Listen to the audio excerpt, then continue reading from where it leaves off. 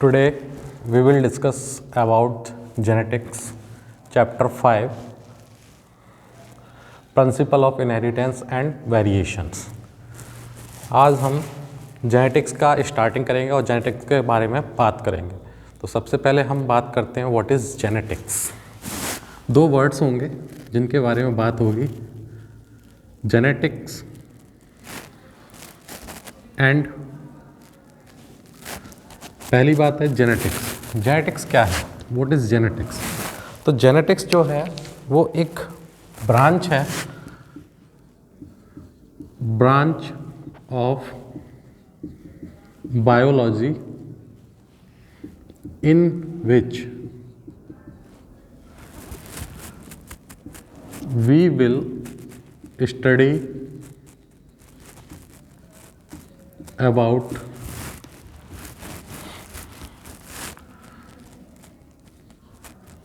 genes and their functioning.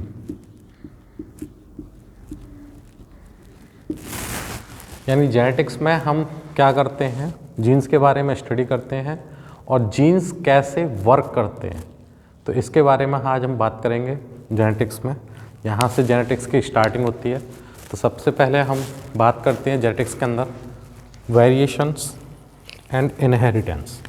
दो word हैं, inheritance and variation.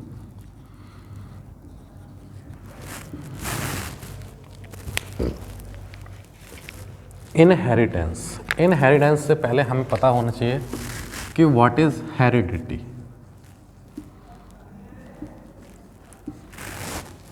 या फिर हेरेटिक करैक्टर। सबसे पहले हेरेटिक करैक्टर।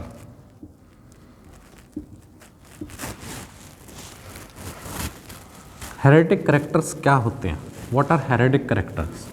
हेरेटिक करैक्टर्स वो होते हैं those characters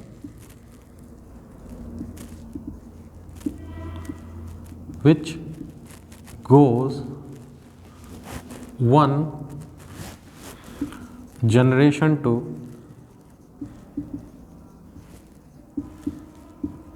another generation.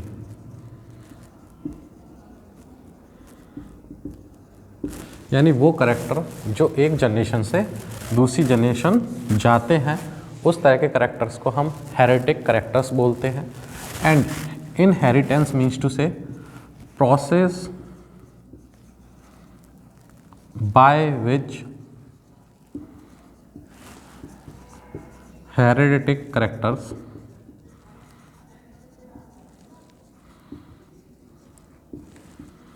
goes from one generation to another.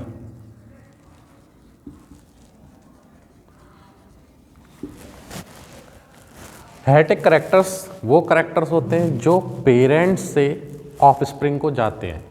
यानी कुछ करैक्टर्स होते हैं जो पेरेंट्स से ऑफस्प्रिंग को जाते हैं। सपोज हम ह्यूमन का एग्जांपल लेते हैं, तो ह्यूमन के एग्जांपल में क्या होता है कि पेरेंट्स हैं, पेरेंट्स के दो आँख, एक नाक, एक मुंह, दो कान, बाकी बाइपोडल लोकोमोशन, इस तरीके का करैक्टर जो होता है वो क्या होता है, पेरेंट्स से ऑफस्प्रिंग में आता है।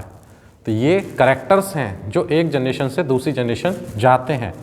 और प्रोसेस यानी इनहेरिटेंस मतलब प्रोसेस, प्रोसेस यहाँ पर मेन वर्ड है। यानी प्रोसेस जिसके द्वारा एक करैक्टर दूसरी जनरेशन में जाते हैं, तो इस प्रोसेस को हम बोलते हैं इनहेरिटेंस।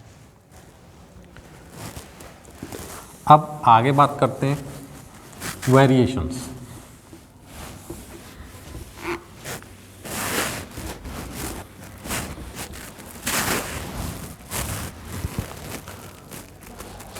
दूसरा वर्ड है हमारा variation. What is variation? Generally हम जानते हैं वेरिएशन मीन्स टू से डिफरेंस। वेरिएशन मतलब क्या होता है? डिफरेंस होता है।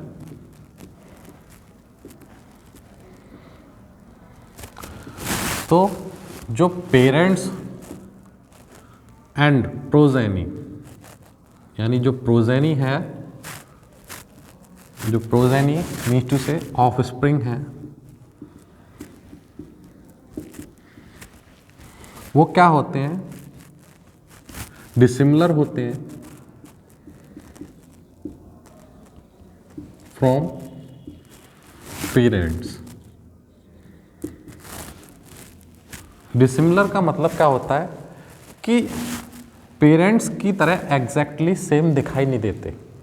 वेरिएशंस जो होते हैं, वेरिएशन का मतलब है कि जो बच्चा है यानी जो बेबी है वो अपने पेरेंट्स से कहीं ना कहीं थोड़े ना थोड़े तरीके से क्या होता है, वेरिएड होता है, यानी उसके अंदर थोड़े से चेंजेस होते हैं, like height, colour, voice, I, shape and colour. तो ये सारे के सारे क्या होते हैं, वेरिएशन होते हैं। सपोज किसी, मैं यहाँ पेरेंट्स की लिख रहा हूँ और यहाँ ऑफ स्प्रिंग।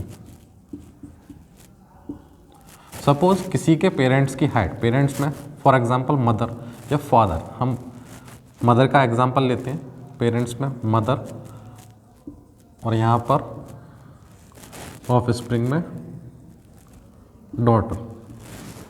कोई मदर है, उसकी हाइट 5 फुट यानी 5 फीट 4 इंच है, उसकी ऑफ स्प्रिंग की हाइट मे भी हो सकता है कि 5 फीट 4 इंच हो, और मे बी और 5 फुट 3 इंच या फिर 5 फुट 6 इंच। तो ये हाइट का करेक्टर है, हो सकता है कि मे बी सेम हो और मे बी डिफरेंट हो, या तो लंबा हो या छोटी हो, यानी लंबी भी हो सकती है, छोटी भी हो सकती है। तो ये पहला है।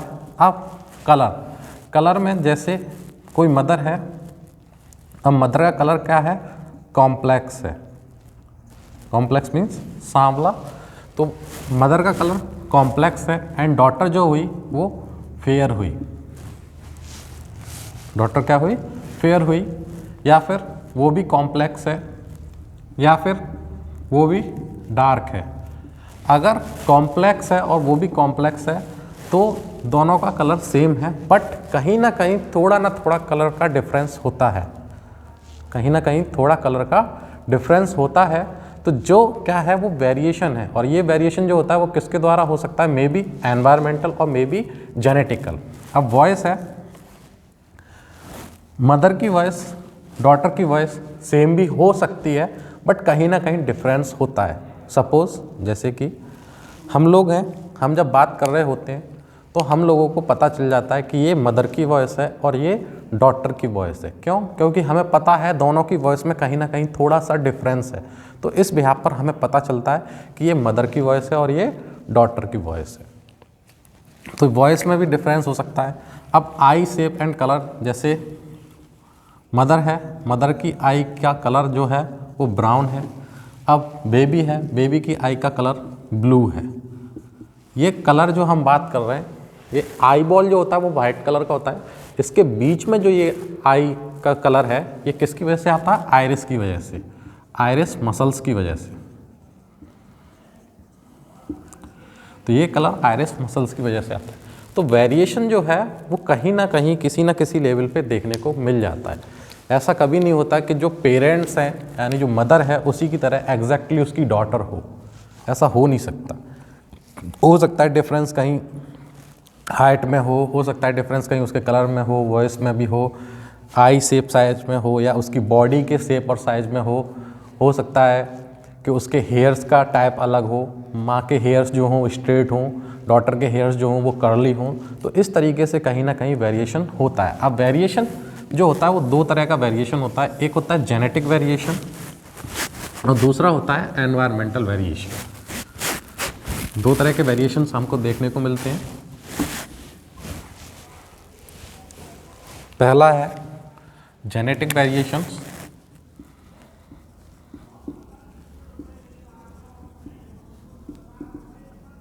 और दूसरा है एनवायरमेंटल वेरिएशंस।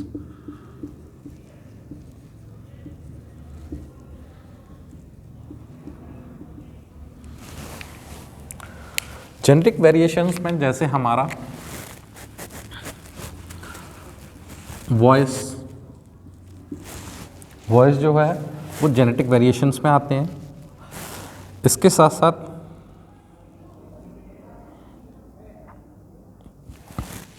यहाँ एनवायरमेंटल वेरिएशन में बात करते हैं। एनवायरमेंटल वेरिएशन में जो हमारा वेरिएशन है वो है height, body colour, body shape,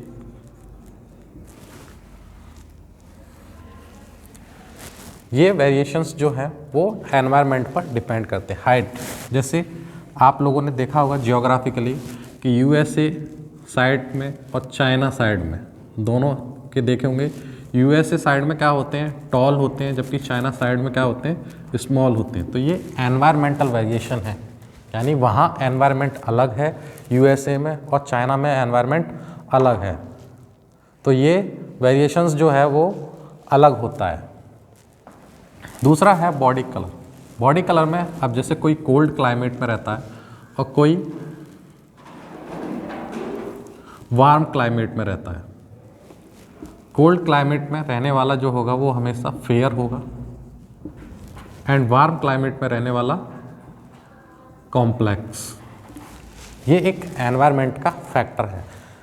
इस चीज़ को आपने देखा होगा, बहुत सारे टीवी एड्स आते हैं तो उसमें दिखाया जाता है कि धूप में जाने से क्या है, स्किन का कलर कॉम्प्लेक्स हो गया यानी डार्क हो गया है। तो ये डिपेंड करता है एनवायरमेंटल। अब बॉडी शेप है, डिपेंड करता है उसकी फूड हैबिट पर।